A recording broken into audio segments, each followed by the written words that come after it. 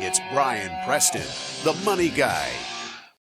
We should probably talk about, okay, if I'm someone who just is an employee and have a regular 401k, what are some of the things that I should not do with my 401k? What are some of the pitfalls that I ought to avoid when it comes to participating in this retirement vehicle? Well, this one, the first one's a big one.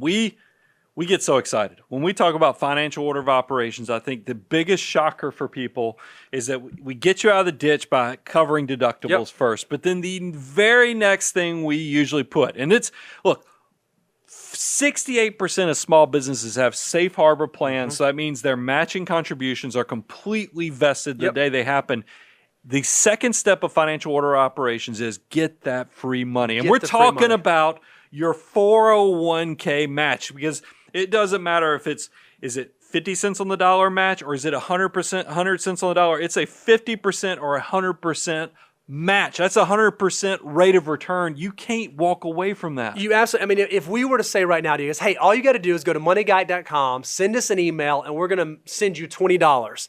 Every single person listening to this would do that. Yet, we know through a Vanguard study that 35% of employees don't get their full match. 35% of employees out there are not taking advantage of free money. So the number one mistake that you cannot make with your 401k is not taking advantage of getting the full employer match. The second thing I just wanted to add on big mistakes I see people make is that I see this adage that people think, I'm not going to live to be old. I'm going to live for today. I'm not going to I'm not going to take deferred gratification. I'm not going to take a little bit of today for a great big beautiful tomorrow. I'm going to make sure I max it out. So that's why you see people when they change jobs, they will take, instead of rolling that money into either the new plan or an IRA rollover, they take the money out. Take it. And, so that's a huge mistake we see with retirement plans. We also see loans. Oh. You're like, well, I'm not going to take a distribution, but I'll just borrow off of my plan. And here's the thing, Brian. Borrowing from your 401k is a genius idea because there's an imputed interest rate, but guess who gets the money? I do. So when I borrow from my 401k, I'm just paying myself interest.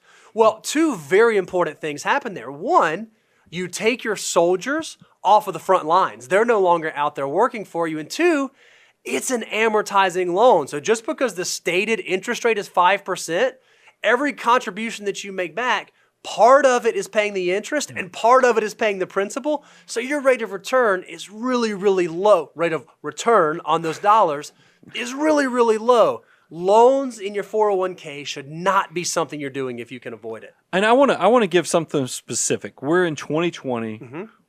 COVID has been a big deal, and the government, such a big deal that the government has actually changed distribution rules.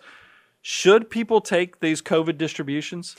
If you can avoid it, absolutely not. Again, because your 401k is supposed to be for retirement. These are your soldiers in your army that are supposed to be working for your future self.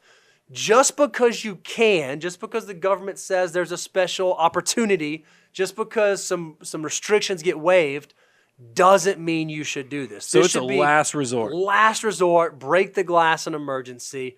Do everything in your power to let those dollars keep working for you. Because by the way, all the rules did was it waived the penalty for having early access to the money. You're still going to pay income taxes on it. So Uncle's going to get a big cut of that money. Be very careful of that. Also, here's two other big mistakes, and I'm going to give you both sides of it. It bothers me when I see young people. I'm talking about young people that have 20, 30, 40 years until they retire that are way too conservative, meaning that instead of investing in like a target index retirement fund or a total market index, they're in the cash reserves. Just have them go in the money market. I mean, because they don't want to lose any money. I'm just so scared of the market. But hey, I know I'm going to go get my free money, so I'm going to get my free money and just park it in cash inside the plan.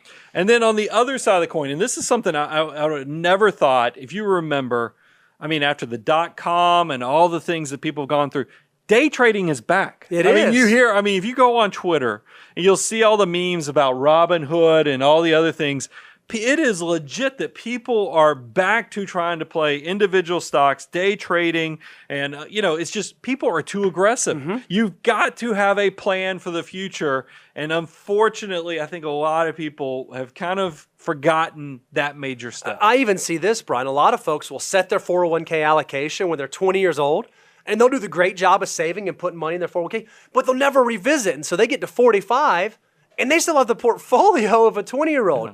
You have to make sure that you are paying attention to what your account's invested in and making sure you're making decisions that match where you are.